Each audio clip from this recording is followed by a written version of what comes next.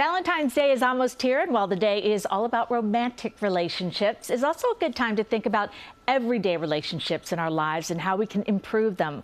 Joining us now is Steve McClatchy, author of the national bestseller, Leading Relationships. Welcome and congratulations. Thanks, Cindy. Great to be here.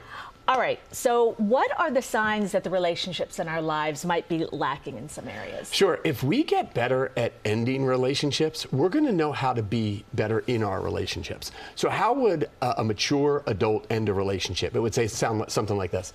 We're no longer meeting each other's needs. Let's root each other on from a distance. That language tells us that relationships are about meeting each other's needs. And when we stop meeting each other's needs, we stop having a relationship. So what are some of the indications the relationship is coming to an end? When the communication stops, right? Yeah. When someone's not busy and they're not getting back to you, but they're ghosting your emails, your communications, they're not picking up, that's a telltale sign that this relationship is in trouble. When we don't schedule time together on the calendar. When we agree to spend time on the calendar, we're saying no to a lot of things. Right. When we're not willing to say no to things, the relationship isn't a priority. When we get together, if we're not sharing, if we're competing, if we're one-upping, if we're trying to win, right? If we're looking for things that we disagree on more than we agree on things, if the criticisms are greater than the compliments and the praises, this is all signs that a relationship is not doing well. I think a lot of people are watching going, I recognize that.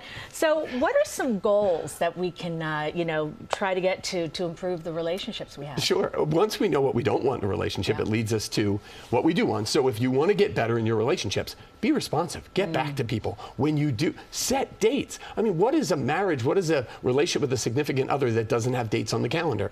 When we get together, I mean, if you met a celebrity, think about how much you'd want to agree on things that, right? You'd find so hard things that you agree on. And then if you didn't agree, think about how respectful you would be of their opinion and what led to that opinion. Why don't we do that in all of our relationships?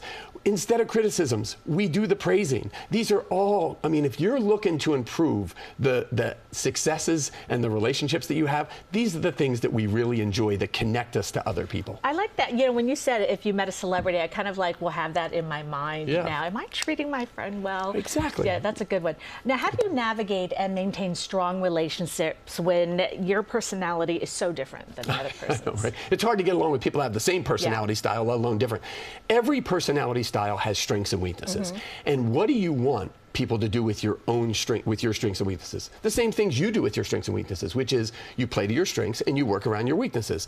Are you ready to do that for somebody else? I always ask people, do you have your weaknesses on your resume? It's like, no, because you work around your weaknesses. Right. I mean, it's the worst interview question. What are your weaknesses? You're like, I work too much. Like, we work constantly around our weaknesses.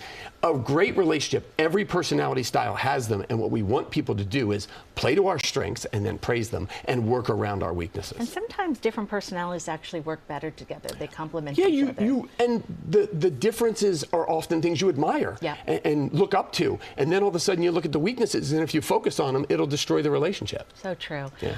All right.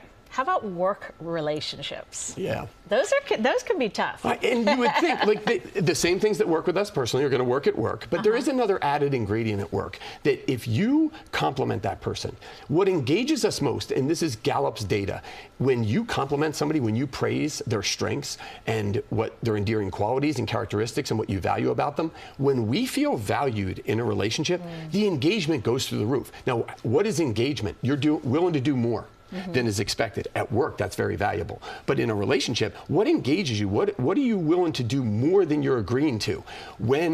That's when you desire a relationship. I'm not doing it because I have to do it. I'm doing it because I want to do it. And that word "want" means we're using the emotion of desire, and desire is what we want to see in a relationship. Do you want this relationship, or do you have to have it? Right. I don't know. But as soon as you go above and beyond, you're choosing that person. So those actions that really build that connection at work are the ones where, hey, I grabbed you coffee, I saw you were running late. You didn't have to do that. When we do the don't have tos, it's I'm choosing you. And that really that creates some great relationships professionally as well as personally. All right, time to go get some coffee then. Steve, thank you so much. I really appreciate it. Thanks, Cindy. Thanks for having me. And Steve McClatchy is author of Leading Relationships. You can get your copy of Leading Relationships anywhere books are sold.